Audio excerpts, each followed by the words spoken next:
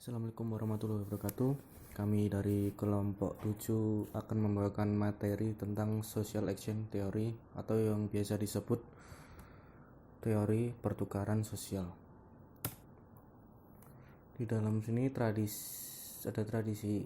Jadi ada pencetusnya John Thibaut dan Harold Cayley. Tradisinya semiotik, fenomenologi, dan sosiologi psikologi. Konteksnya ya ini interpersonal dan intrapersonal. Saya akan membahas tentang konteksnya terlebih dahulu. Interpersonal, ya ini kepuasan atau kepentingan perseorangan yang dicari dan sebisa mungkin menghindari apa yang membuatnya mendapatkan resiko yang buruk dalam pertukaran sosial.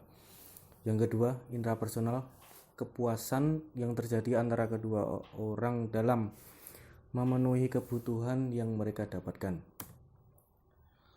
Latar belakang social action theory atau bisa disebut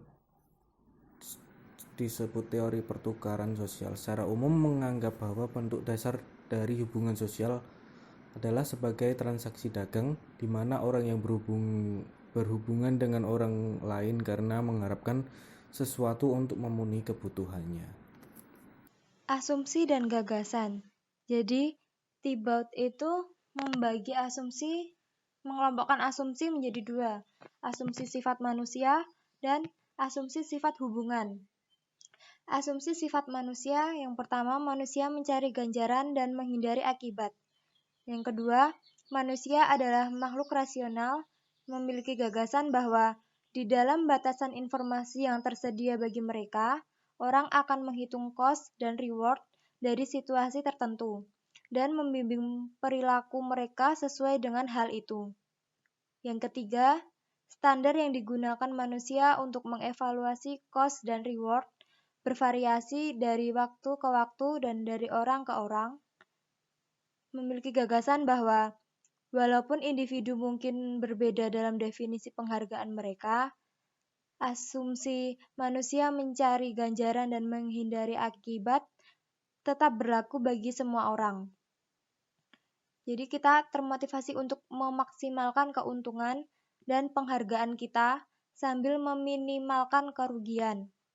Dan asumsi sifat hubungan. Ada dua. Yang pertama, hubungan saling tergantung. Itu memiliki gagasan di mana mengembangkan prinsip game teori. Jadi permainan ini mengandaikan bahwa dua tahanan yang bersahabat baik diperiksa karena sebuah kejahatan yang dituduhkan kepada mereka. Mereka dipisahkan untuk diinterogasi. Dan mereka diberi dua pilihan. Mereka bisa mengakui atau menyangkalnya. Hasilnya dari kombinasi kedua jawaban tahanan tersebut. Konfigurasi pilihan mereka disebut matriks 2x2 karena ada dua di antaranya dan masing-masing memiliki dua pilihan, akui atau tolak. Dan asumsi relasional hidup adalah sebuah proses, itu memiliki gagasan waktu memengaruhi pertukaran karena pengalaman masa lalu membimbing penilaian tentang reward dan cost. Penilaian ini memengaruhi pertukaran berikutnya. Selanjutnya, dari keseluruhan asumsi pada slide di atas, ada dua bagian utama dalam teori ini, yaitu evaluasi hubungan dan pertukaran. Evaluasi hubungan ini berisi penjelasan tentang bagaimana orang mengevaluasi hubungan mereka dengan mengacu pada apakah mereka akan terus di dalam hubungan atau meninggalkannya. Dalam evaluasi hubungan ini terdapat dua perbandingan, yaitu comparison level dan comparison level alternatif. Dalam comparison level, standar yang mewakili perasaan orang mengenai apa yang mereka harus terima dalam hal penghargaan dan pengorbanan dari sebuah hubungan. Dan comparison level alternatif didasarkan pada hubungan individu yang lebih memilih meninggalkan hubungan yang memuaskan dan tetap tinggal pada hubungan yang tidak memuaskan. Contohnya, kita mempunyai teman yang menyebalkan, namun kita masih tetap berteman dengannya karena malas mencari teman lain atau kita tidak ingin sendirian. Dan pada pertukaran ada pola pertukaran dan struktur pertukaran. Dalam pola pertukaran, Tibalt juga membagi kekuasaannya menjadi dua, yakni fate control dan behavior control.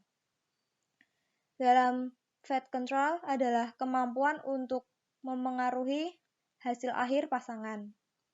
Dan behavior control adalah kekuatan untuk menyebabkan perubahan perilaku orang lain. Nah, dalam struktur pertukaran itu dibagi menjadi beberapa bentuk matriks, yaitu direct exchange. Jadi penerimaannya tergantung dari dua orang yang berhubungan tersebut. Contohnya, meminjam motor teman. Kita harus membelikan bensinnya agar teman kita mau meminjamkan motornya kepada kita. Yang kedua adalah generalized exchange, yaitu melibatkan timbal balik tidak langsung. Contohnya, ketika orang lain pindah rumah, kita membantu menaikkan barang ke pickup. Karena kita tahu orang itu sudah pindah, saat suatu kelak kita pindah rumah, kita tidak bisa berharap orang tersebut membantu kita. Tetapi masih ada tetangga yang lain yang dapat membantu kita. Dan productive exchange, itu kedua pelaku harus berkontribusi untuk saling menguntungkan. Contohnya, mengerjakan tugas. Jadi mereka mengerjakan bersama dan mendapatkan hasilnya juga sama-sama. Aplikasi teori.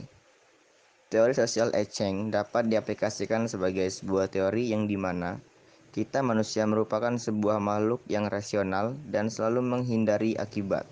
Contohnya, ketika manusia ingin mendapatkan sesuatu yang ingin dicapainya, maka manusia itu akan mencari suatu cara yang sangat mudah untuk ia lewati dan mengambil resiko terkecil agar terhindar dari resiko dan akibat dari apa yang dia inginkan. Teori social exchange juga dapat mengalami suatu perubahan, baik kemajuan maupun kemunduran. Contohnya, perubahan sosial masyarakat yang mengakibatkan kemajuan adalah ketika adanya pembangunan jalan desa, listrik, jembatan, kesuburan lahan pertanian, dan lain-lain. Adapun perubahan sosial yang mengakibatkan kemunduran, yaitu adanya peperangan yang mengakibatkan hilangnya sanak saudara, harta benda, dan adanya korban jiwa yang berguguran. Selanjutnya, kesimpulan. Jadi dari seluruh poin-poin di atas, kita dapat menyimpulkan bahwa teori social exchange adalah sebuah pola perubahan tingkah laku yang dialami masyarakat akibat adanya suatu gejolak perubahan, baik itu dari lingkungan sekitar maupun dari dalam diri mereka sendiri. Teori social exchange juga didasari pada suatu hubungan individu yang lebih memilih meninggalkan hubungan yang memuaskan dan tetap tinggal pada hubungan yang tidak memuaskan. Contohnya, ketika manusia memiliki sebuah pasangan dan pasangannya itu sudah memuaskan bagi dirinya, tetapi dia tidak mendapatkan rasa nyaman pada pasangannya, maka manusia itu akan mencari pasangan lain bagi dirinya yang bisa membuat dia nyaman, tetapi belum tentu memuaskan bagi dirinya.